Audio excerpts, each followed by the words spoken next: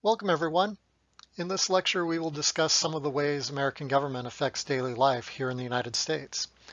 We tend to take for granted how pervasive government's influence is on our lives, so a good place for us to start in this class is to give some consideration to the importance of government in day-to-day life. I want to start with a little parable.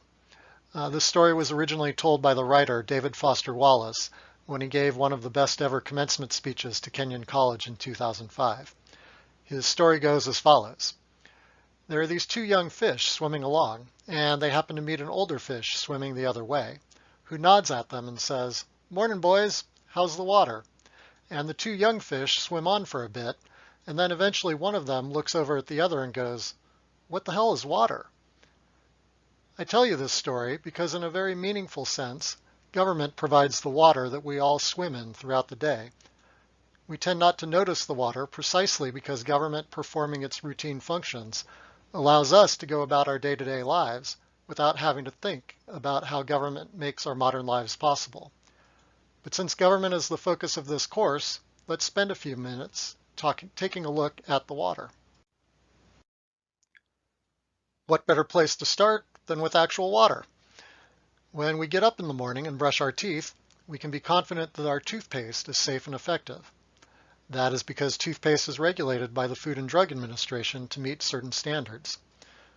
Toothpaste is just one of thousands of widely used consumer products that are regulated by the government for their safety and effectiveness. When we rinse after brushing, we can be confident the water will flow from the tap and that it will be safe. Imagine how different your life would be if you could not rely upon safe water flowing directly from a tap in your home. You'd probably have to move close to a natural source of fresh water.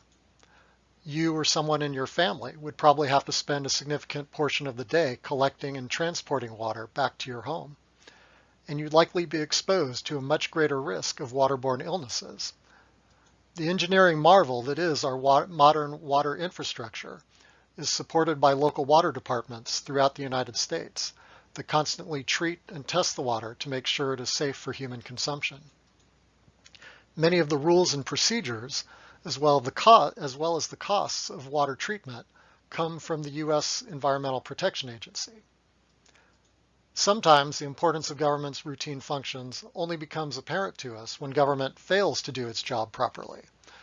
The most dramatic recent example of this has occurred in Flint, Michigan, where government mismanagement caused the local water supply to become contaminated, resulting in a continuing crisis that makes daily life much more difficult for residents of that city. We have one of the most mobile societies in the history of the world.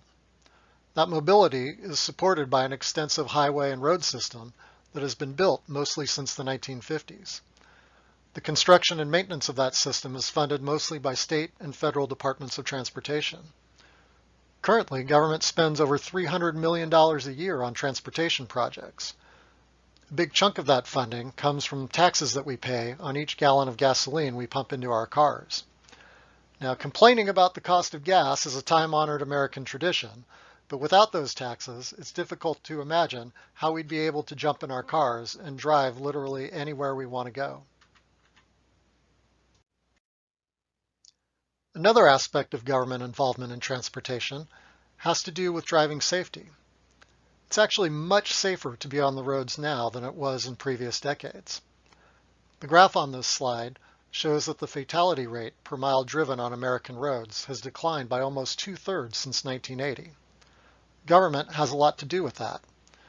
The National Highway Traffic Safety Administration implements highway and motor vehicle safety laws that make car crashes less frequent and less deadly when they do occur. The NHTSA also conducts public awareness campaigns to encourage safer driving behavior. Now, while increased driving safety is largely a government success story, I should tell you that far too many people still die on our roadways each year. In fact, more people die on our roads than they do as a result of gun violence. Yet road safety is not a big part of our public debate. I wonder if a certain level of risk when we hit the roads is just part of that metaphorical water that we take for granted as a basic fact of daily life. Perhaps Americans in a generation or two will look back and wonder how we tolerated so many car-related deaths for so long. Let's finish by looking at some technologies that are ubiquitous in our lives that were created, at least in part, because of government actions.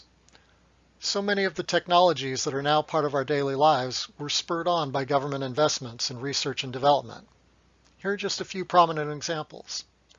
Google's founders, Larry Page and Sergey Brin, were supported by a $4.5 million grant for the National Science Foundation's Digital Library Initiative that helped them conduct the research that led to their search engine algorithm.